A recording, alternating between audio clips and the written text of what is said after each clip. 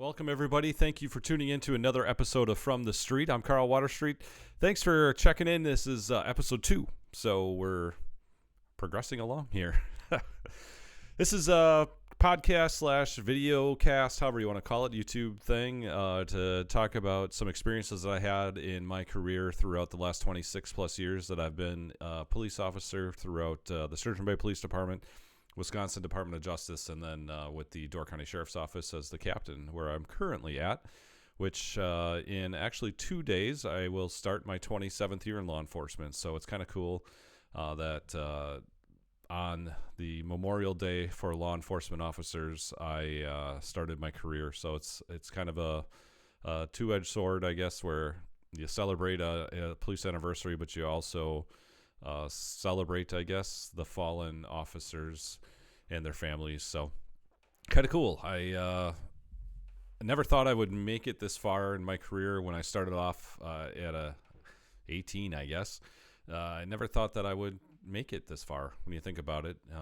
You talk about retirement, you talk about, boy, when I'm going to be 55 years old, how is this all going to work out, and planning and all that stuff. It's crazy to think about how fast my career has went and how blessed I've been in my career. And I wish I would have started something like this earlier. I wish I would have done a podcast similar to this a little bit earlier in my career, in hopes that maybe I would have been able to document it better, and was saved a lot of time now when I'm trying to put this stuff together. But nonetheless, it's really cool. So where I left off this last episode, we had talked about field training and starting with the Sturgeon Bay Police Department and kind of how my first year went, and the rookie hazing and that kind of stuff that occurred, and some of the calls I was on. I talk about that first traffic stop and shaking, and some of the people that have watched the last episode said, yeah, I remember when I had my first traffic stop, I was shaking too. It's all the things that we've experienced, and to be able to document it in this video is really cool, and let you know my experiences. So as I moved on in my career, I'll never forget Christmas Eve 2001. I was sitting door to door in Industrial Park parking lot just off of our highway in the city of Sturgeon Bay, and I was sitting door to door with another officer who's been on the road for a lot of years, and we're just talking about Christmas holidays and things. And it was a relatively quiet night. I remember it was snowing, kind of light, but not a lot, just enough to make maybe a dusting on the roads. And anybody that's involved in public service, that like the holiday seasons and stuff aren't overly you're not overly aggressive when it comes to policing on the holidays, and we try and celebrate ourselves some of the holidays, and you bring dispatchers treats, and families will come in, and within the city of Sturgeon Bay back in that day, we often celebrated holidays with the full-time fire department crew that was on. So they would set up treats and food and stuff in the day room, and then we'd all go in and sit down and have ourselves a public safety meal, so to speak. And families would come in, and it was a really good time. So a couple officers that were working that night actually were out, doing that. They were, if I remember right, one was in dispatch, and I think the other one was at the station. And then I was meeting up with this other officer, and we were just talking, and all of a sudden, I don't know, it was just really weird. We had this weird pause. It's crazy how I remember this like it was yesterday. And all of a sudden, the high-risk tones go out on the radio. So different departments do different alert tones, I guess, to grab your attention, to signify that there is a high-risk call. So long beeps or long straight tone, however it works out. There's always agencies always have a tone that they turn around and they're like, yep, that's a high-risk tone right there. And so with this tone, it's just a attention grabber. It's something that really kind of alerts you to what's going on. So we're sitting there, and there's like a pause in our conversation, and all of a sudden the tones went out, and those tones were high-risk tones. We're like, oh boy, what's going on? And so typical Christmas stuff, right? So typical domestics or bar fights on, because people get upset with families and they go to the bars if they're open. And this one was a stabbing, and it happened to be literally a block away. So we're like, oh boy, this is didn't sound good. And you can tell, as a young officer, I wasn't exactly sure, but now looking back at it, you can always tell a dispatcher's tone of voice. If there's a seriousness, I guess, to their tone of voice and a worry that they portray over the radio that really kind of amps you up as an officer that's sitting in a squad car. And, I remember that tone of voice. And I remember it was a block away. We arrived at the same time to the house, and we walked up, and there was literally a trail of blood going from basically looked like the abyss to a group of apartments that were half a city block away from this house. And they led in the snow all the way up to the porch and into the house. So we walked into the house, and I'll never forget. It's crazy. It's so vivid. Literally blood pools that covered like the soles of my boots as we're walking through, and a male on the ground grabbing his chest, saying he got stabbed. His mother was frantic and sitting at the kitchen table, literally yelling. And, I remember like everything kind of like, oh my gosh, like they didn't prepare us for this in the academy. What do I do? And so I immediately started to talk to her, and the other officer that I was with did an amazing job and was able to communicate with the victim as to who stabbed him, and got a little bit of information as to why or what was going on. And the ambulance arrived relatively quickly and was able to load him up and get going. And my sergeant arrived along with another officer, and then a few county officers that showed up to help. And I remember immediately following this blood trail all the way to this apartment. And we went through the apartment. It was just absolutely trashed.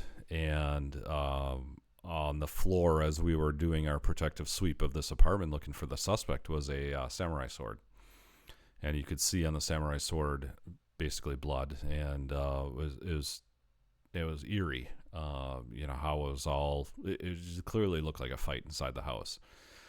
And we cleared the house, didn't find the suspect. And we went back. I was assigned to kind of formulate a plan and work with a group of officers to search to see if we could find where that suspect went. And I remember walking back to my squad car with another deputy, and all of a sudden we heard like some yelling. And out of the spotlights of the fire truck that was up there, we saw a male silhouette with his hands in the air, and he was just screaming at us. Remember drawing our weapons and ordering him to the ground. So we didn't know who this person was at the time. And just at that moment, there's our cat. And all of a sudden, allegedly, a fire truck backfired. And it sounded just like a gunshot. And, for those that know, you have to have good your finger off the trigger until ready to fire. That's the number one rule of police work. And I would tell you it's called a sympathetic response. If we would have had our fingers on the trigger, it would have been a different outcome that night. But we were able to get him into custody and ended up being the suspect. And I transported him to the jail. And the whole time he was just ranting, just talking gibberish. And here I am a year on the road. I don't know what I'm doing. They scare you about Miranda in the academy and how you can't arrest somebody without giving Miranda a talk to him, all that stuff. And here I'm like, oh my gosh, this is crazy, this type of call. So I'm scared on what to even say to the guy. So I transport him to the jail and drop him off and don't really say anything. Our lieutenant shows up and he's like, hey kid, go to the district attorney's office, help write a search warrant. And I've been on a year. Now, knowing what I know now, I've written hundreds of search warrants. It really isn't that big of a deal. But back then, it was a big deal. Like, I don't know what I'm doing. I've literally met the district attorney in passing through my field training. Don't know the guy. So I go up to the DA's office and meet with him. Phenomenal guy and very super smart. And he treats me just like one of the boys and asks me all these questions, works with me, shows me how the search warrant is written, and works with me on all that stuff. It was a great learning experience. And I go from there to learn that the victim died. And I had to go up to the hospital to sit by the victim and await for the funeral home to show up. It's just, it was just such an eerie feeling and scary feeling at that. I remember the funeral home showing up. I had to transport him then with the funeral home to St. Vincent's. And it was all happening in one night. I was a 3 to 11 shifter, and this was probably, I don't know, 2, 3 in the morning. And I'm like wide awake because I don't know what's going on in here. I'm in a hearse driving down the highway, scared as I'll get up to the morgue in Green Bay.